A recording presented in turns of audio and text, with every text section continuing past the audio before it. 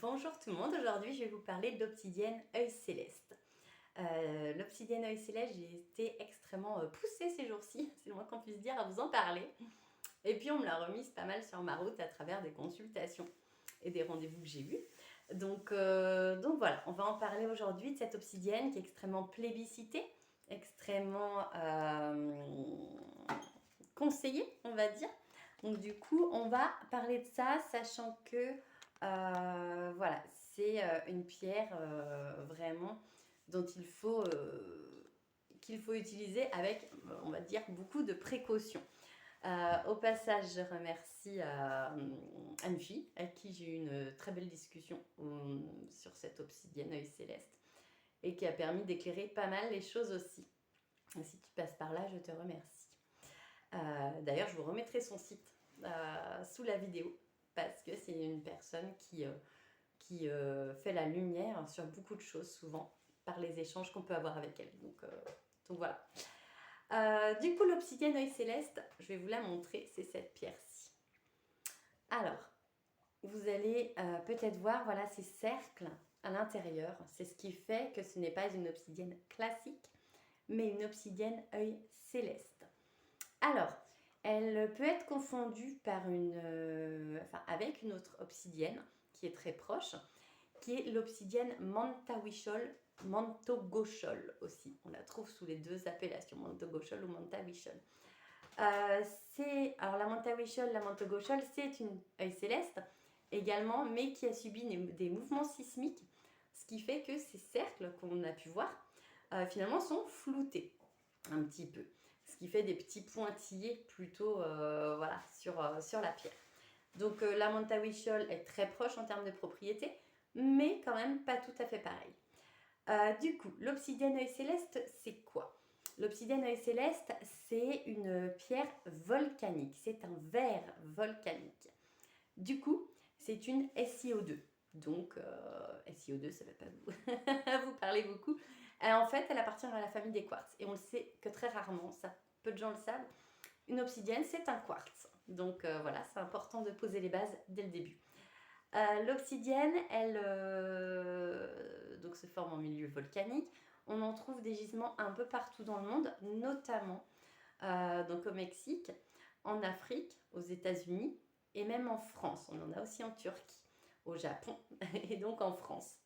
Donc c'est une pierre qui est un peu disséminée sur des failles, on va dire, partout dans le monde. Donc très proche des volcans. Du coup, c'est une pierre qui est extrêmement plébiscitée pour tout ce qui est protection. Alors, protection pourquoi? Parce que c'est une pierre qui peut vous être conseillée chez un magnétiseur, chez des voyants, chez des naturopathes, peu importe en fait, ou même par moi. Ça m'arrive de la conseiller, même si c'est très rare. Vous allez très vite comprendre pourquoi. Donc c'est une pierre extrêmement conseillée pour de la protection. Donc oui, elle a un volet protection, mais ça aussi, on va le voir. Est-ce qu'on peut toujours se protéger? Est-ce qu'on doit toujours se protéger avec du noir ou pas? Du coup, c'est une pierre qu'on connaît surtout sous cet angle-là et que surtout, ce qu'on vous en dit, c'est le volet protection. Alors oui, elle renforce, donc elle est noire. Donc le noir, et puis on le voit extrêmement bien en fait avec tous ces petits cercles surtout. Le noir est une absorption, on le rappelle, de toutes les couleurs. Et c'est vrai que les obsidiennes œil céleste peuvent avoir des reflets violets, verts, bleus, plein de reflets dans les cercles en fait. Donc oui, elle emprisonne entre guillemets cette pierre toute la lumière et toute, on va dire, les panels de couleurs qu'on peut avoir dans la nature. Du coup, c'est une pierre effectivement qui va venir densifier, comme elle est noire, le bas du corps, donc votre base, vos fondations. Elle va venir faire ça, donc oui, elle va venir vous étoffer, étoffer votre assise. Ce qu'on pourrait appeler votre aura, ce que certains appelleront le charisme également. Donc oui, elle vient faire ça, donc forcément, elle vous rend plus fort dans votre assise, donc forcément, vous, entre guillemets, rayonnez peut-être plus large, mais on n'oublie pas que le noir est aussi, donc, comme je l'ai dit, une absorption de toutes les couleurs, et que le noir, du coup, va quand même donner une tendance à l'introspection, à se replier sur soi-même. Donc, on fait attention si on est dans une période où on a tendance à être en mode ermite.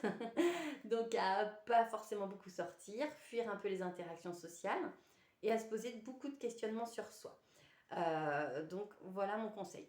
Après ce volet protection, qui effectivement est somme toute avéré, on a un volet que peu de gens savent. Du moins quand on vous la conseille, on omet de vous dire ça, puisque l'obsidienne œil céleste, ça peut être par méconnaissance bien sûr, mais l'obsidienne œil céleste, c'est aussi un argument commercial. C'est une pierre qu'on peut vendre à tour de bras, si vous voulez, puisque la protection, ce thème de la protection est très à la mode. Du coup, on va dire que l'obsidienne œil céleste, au-delà de ce volet protection, elle va venir effectivement extrêmement clarifier les choses sur qui vous êtes. Alors je m'explique. C'est une pierre de vérité. Qu'on dit de vérité, c'est un miroir, c'est un vrai miroir de l'âme, oui.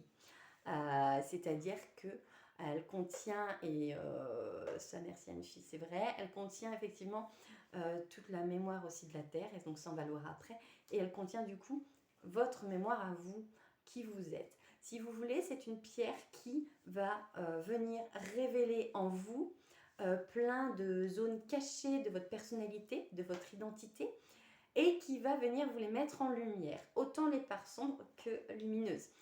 Du coup, c'est une pierre qui, si on a été bridé dans son éducation, si on a eu une éducation extrêmement stricte, si vous voulez, on vous a un peu main nue dans un bocal pour vous empêcher, enfin pas pour vous empêcher, mais disons que le fait d'être main nue dans une éducation très, très stricte militaire, ça a gommé certaines facettes de votre personnalité, de qui vous êtes.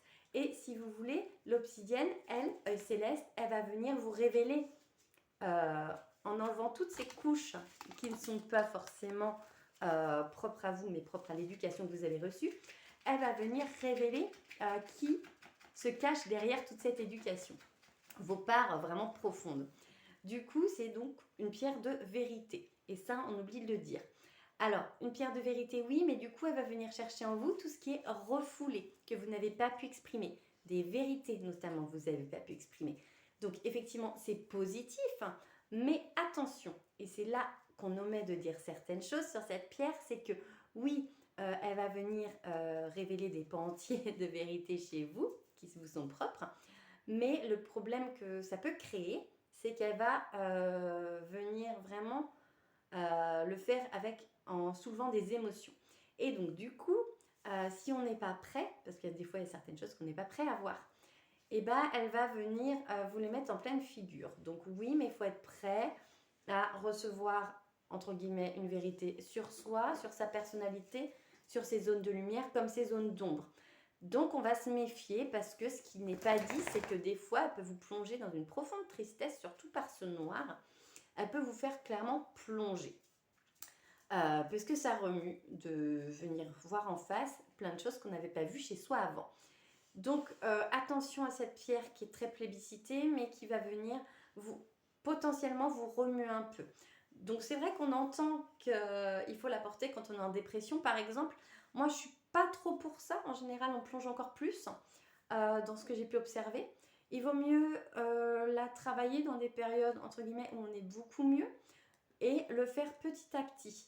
C'est-à-dire 1 heure par-ci, 1 heure par-là. Et on s'observe, on s'écoute absolument avec cette pierre. Si on se sent tout de suite moins bien, tout de suite beaucoup plus triste ou des choses comme ça, on va la mettre de côté. Si on veut quand même la travailler, on va contrebalancer avec une pierre jaune, une pierre incolore ou une pierre rose pour continuer à aller vers l'extérieur, puisque c'est une pierre de repli. Là-dessus aussi, très important, attention à ce qu'on nourrit avec l'obsidienne œil céleste, comme avec toutes les pierres. Alors, attention à ce qu'on nourrit dans quel sens ? Dans le sens où, finalement, on nourrit le fait d'être dans l'introspection et le repli sur soi. Donc, attention, on nourrit, si vous voulez, le fait de re-rentrer en soi. Est-ce que c'est l'image qu'on veut donner ou pas ?